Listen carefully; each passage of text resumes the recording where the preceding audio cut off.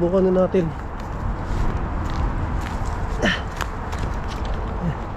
Pwede bumaba, babain natin tong ilog na to para may closer look tayo dito sa ilog. Ayan. Ayan pa.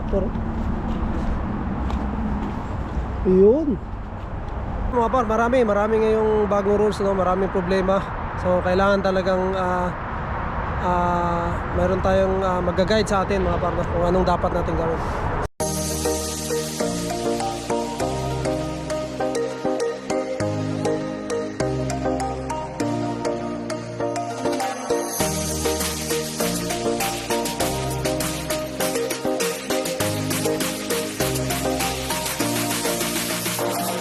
Ito, Davao del Sur, nandito.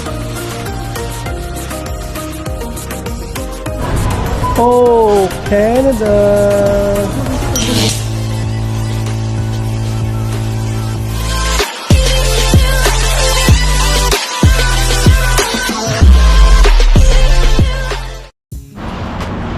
Ano ba, natapos natin. Hatid siya tayo sa school bus na, no? Dito lang sa may ibaba na kami.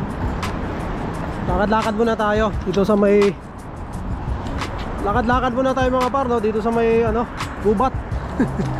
Ito oh. Ayan. Ayan, gubat, no? Ay, ito, berry. Parang ano siya. Ay, hindi. Damo lang na may bunga. Kaya mga par, ilog yan. Ayan oh. Pasyal ko kayo dito sa may ano, ilog. Oh. Laisda. So ayun, lakad-lakad muna tayo, exercise. Dahil wala naman tayong pasok mga par, no? Tao bahay lang tayo ngayon. Ano tayo? Exercise tayo. And ayun, ang kinaka ano ko mga par is nagliligpit ng mga kalat sa bahay, naglilinis, no? Nagluluto, tayo nagluluto. Si Mrs. kasi ano lang, araw-araw siya pumapasok, no? So ayun, yun yung kinaka ano natin. Ano bang tawag dyan? Oh, pwedeng bumaba dyan, no? Pwedeng bumaba dyan mga par. Bukan na natin.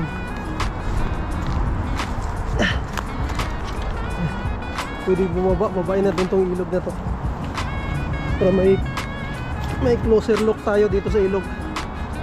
Ayan. Ayan pa. Ayun.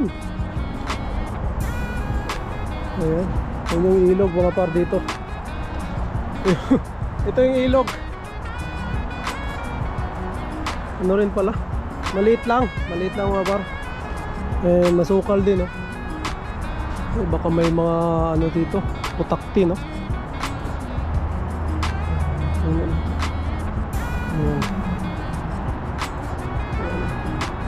Hindi ko alam kung bumabaha ba rin dito. Pero sa tingin ko lumalaki itong ilog mga par, kasi may mga ano na, oh. Ano, hanggang dyan yung tubig, oh. Kasi may daan ng ano. Malaki rin siguro to. Ayun, akit na tayo. Baka butan tayo na mataas na to rito. Medyo matarik. Dito lang to sa ano mga par, no? Likod ng tinitirhan namin. Sa gilid pala, sa gilid. Kasi may mga nakikita ako naglalakad din dito.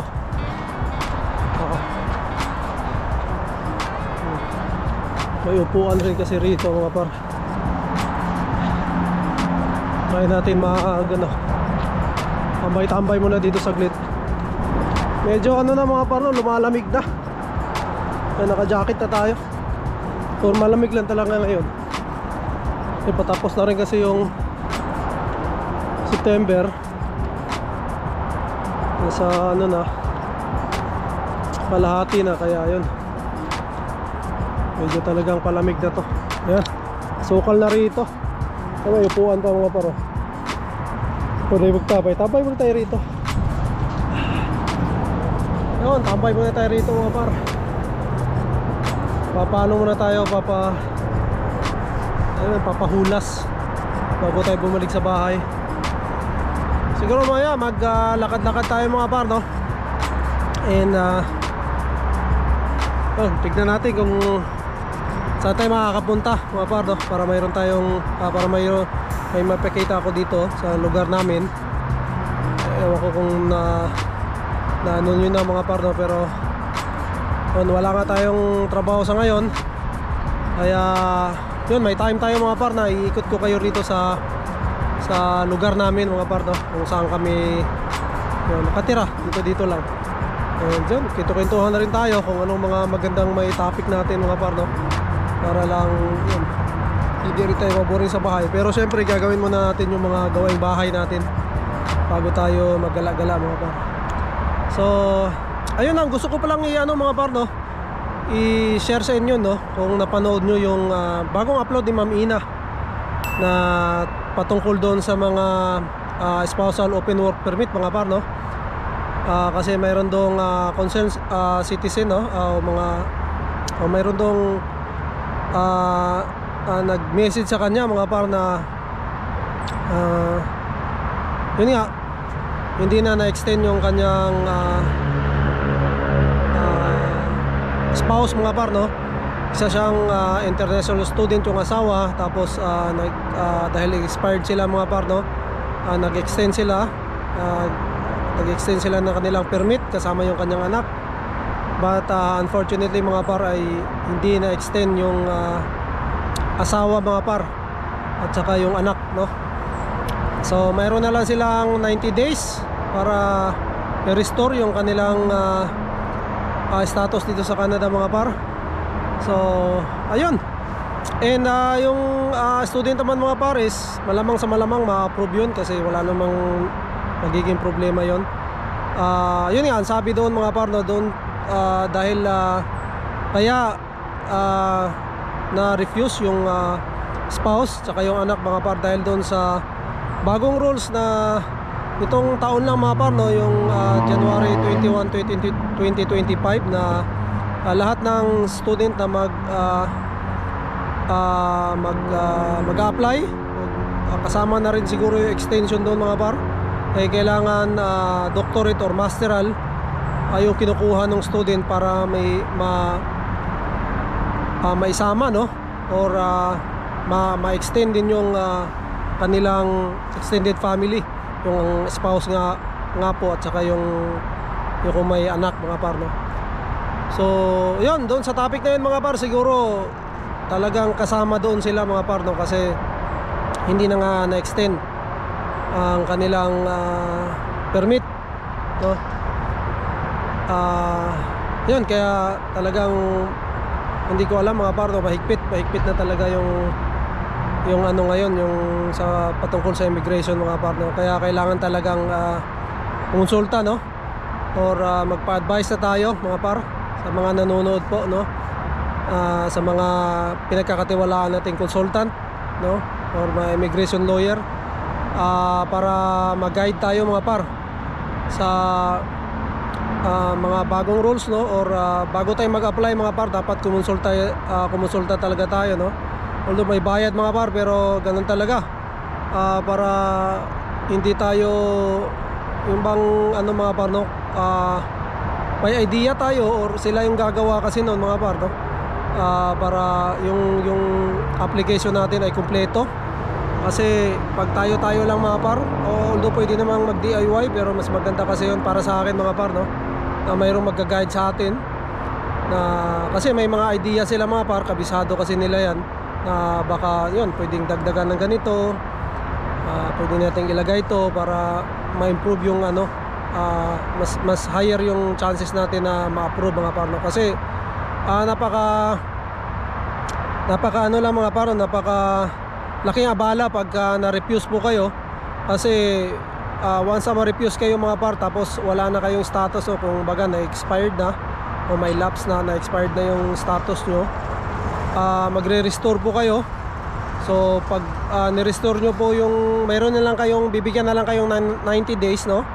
At pag ni-restore nyo po ay ano po yun, yung malaking abala kasi tayo mga sa spousal open work permit mga par, titigil tayo ng trabaho, no, hindi tayo pwede magtrabaho. So and sa ano ko mga par, no, dahil doon sa napanood ko sa ano ni Ma'am Ina, no, kung sabi doon nung nakausap niya yung immigration lawyer na once na magre-restore ka ng iyong status mga par, ay hindi ka pwede magtrabaho. So walang implied status doon, no? Walang maintained status doon pagka nag-restore ka mga par. So i-restore mo muna, tapos maghintay ka ng result, tsaka mo i-apply uli yung permit mo talaga, no? So kailangan mo nang i-restore. So sa restoration mga par, walang implied status or maintained status doon. So talagang hinto ka sa pagtatrabaho mga par, no? And hindi ko alam kung ilang buwan, no, kung gaano katagal yung pag nagre-restore ng status mga par. And syempre dagdag gastos din yun, no? So ayun lang, yun ang ma-advise ko lang mga par, no? Sa experience ko, sa mga nababasa ko rin, na mas maganda kung mayroong nag-ano sa atin, nag-assist, no, na immigration lawyer or immigration consultant na yung pinagkakatiwalaan natin mga par. Kasi para yun, talagang ano, solid ba or kompleto yung ating mga ipapasa mga par, no? Saka para ano na rin, mapanatag yung loob natin. And ayun, yun nga ang sabi ng immigration lawyer na nakausap ni Ma'am Ina, ay discretion pa rin ng immigration officer na mag-check ng mga documents nyo. Pero at least mga par, no, magiging panatag nga tayo dahil doon sa immigration consultant na inano natin, no? Kasi sila kasi mga par, talagang kabisado nila yun. At pag may mga bagong rules ay ano nila, updated sila palagi mga par, no? So ayun, sa panahon ngayon mga par, kailangan talaga, no, sa tingin ko lang, no, kailangan talaga natin magpa-assist, no? Para na rin ma-update tayo, para na rin masabihan tayo, no, kung anong dapat gawin. And siyempre mayroon pang isa mga par, no, yung pagka PGWP pa natin, mayroon na naman isang problema, no? Dahil kami na naman ng mga spouse mga par ay hindi naman ma-extend o hindi makakuha nung trabaho na nasa listahan yung ating mga asawa, no?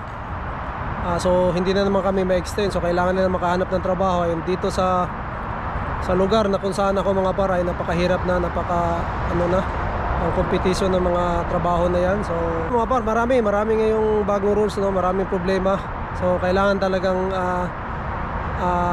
meron tayong mag-guide sa atin mga par, no? Kung anong dapat natin gawin. So yun lang, na-share ko lang mga par, no? Para na rin sa mga hindi pa nakapanood, no? Or kung gusto nyo panoorin mga par, ay lalagay ko yung YouTube channel ni Ma'am Ina Andulong, no? Lahat ng mga pinag-uusapan nila tungkol sa mga kung paano yung mga temporary dito mga par, no? Pinag-uusapan nila doon. And mga ini-interview niya mga par ay talagang immigration lawyer or kundi man mga immigration consultant mga par. So nandoon na rin yung mga lahat ng halos na topic na mga par na gusto nyong gusto nyong mapanood, no? O marami kayong matutunan doon mga par pag pinanood nyo yung mga upload o yung mga vlogs si Ma'am Ina mga par, no? Patungkol yun sa mga temporary dito sa Canada and sa mga bali-balita na rin, no?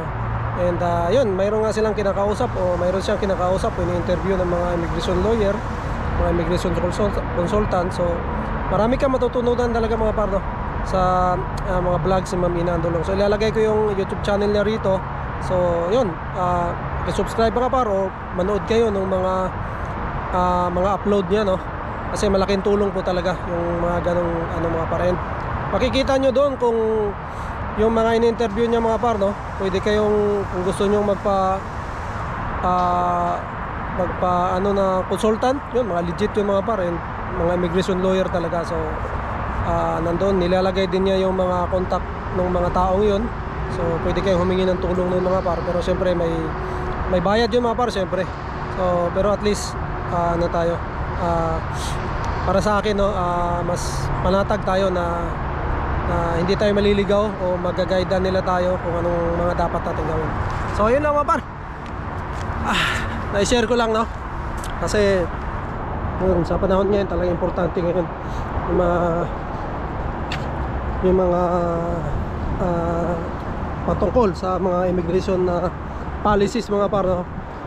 Siyempre sa kagaya natin na temporary pa lang dito sa Canada. And also siyempre kailangan wala tayong malabag mga par na mga rules nila rito, no?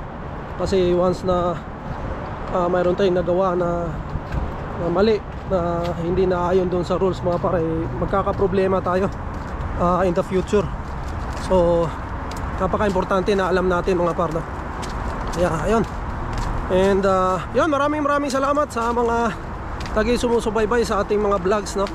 And syempre sa aking mga ano dyan, mga kabag-anak dyan sa Barangay Tiguman, Digos City, Davao del Sur, lalong sa aking mga magulang, no? At sa aking mga kapatid dyan, yan, mag-iingat kayo. Ayan, and gusto ko lang i-shoutout din, no, ang ating mga laging sumusuporta, no? And yun, siyempre kabayan Pedro Roque, no? Rainier Perez, aking kaibigan din, no? Si shoutout kay Ayn Pineda, no? Ate Susan Moreno, si Ate Susan Mendoza, and yun, si Kuya Puto, shoutout. And Irene, at sa lahat ng sumubaybay sa akin mga par, no? At laging nanonood sa ating mga vlogs, no? Maraming salamat po sa inyo. At talagang napakalaking tulong po sa amin na inyong panonood, no? Sa mga vlogs natin. And ayun, tayo naman mga pare, nag-share lang ng ating mga experience dito, sa ating mga nababalitaan dito sa Canada. So para ma-aware na rin yung mga nanonood sa atin na may balak pumunta rito sa Canada, na may yun, nangangarap din na katulad natin mga par, no, na yun, maging maayos din in the future yung ating mga buhay-buhay, no? And yun, kakagaya namin na temporary pa mga par, hindi pa talaga sigurado yung aming status dito sa Canada, pero umaasa kami mga par na sana mabigyan kami ng or ma-PR kami rito mga par, no? Pero hindi pa rin 100% na mangyayari yon. Siyempre ano pa rin, dasal-dasalan talaga mga par. And dahil nga sa mga bagong mga ano ngayon patakaran, yun, tignan natin mga par, no? Kung hanggang saan tayo. So i-update ko pa naman kayo kung ano mga nangyayari sa atin dito. Kung gusto nyo magpa-shoutout mga par, no, mag-comment lang kayo sa baba para makapagpasalamat ako sa inyo. And ayun, sa mga laging nanonood at nakasubaybay sa atin, no, mga dati pa simula sa umpisa mga par, maraming salamat po sa inyo, no. And yun, pabalik natin sa bahay mga par, kasi magluluto pa ako. Meron pa akong ano doon kailangan lutuin. And syempre maglilinis tayo, magliligpit tayo kung anong dapat iligpit. And then mamaya siguro mga tanghali, ikot-ikot tayo dito mga par, no, kasi tayo lang naman mag-isa sa bahay kasi si Mrs. papasok yan. So iikot tayo dito mga par kung saan tayo pwedeng pumunta, no? Para makita nyo rin yung lugar namin. So ayun, sa ano ngayon mga par, habang wala pa tayong trabaho, so ikot-ikot ko kayo dito sa lugar namin. So yun, maraming salamat ulit mga par. Siguro dito ko muna tatapusin ang vlog. To God be all the glory, and we'll see you on the next one. Bye!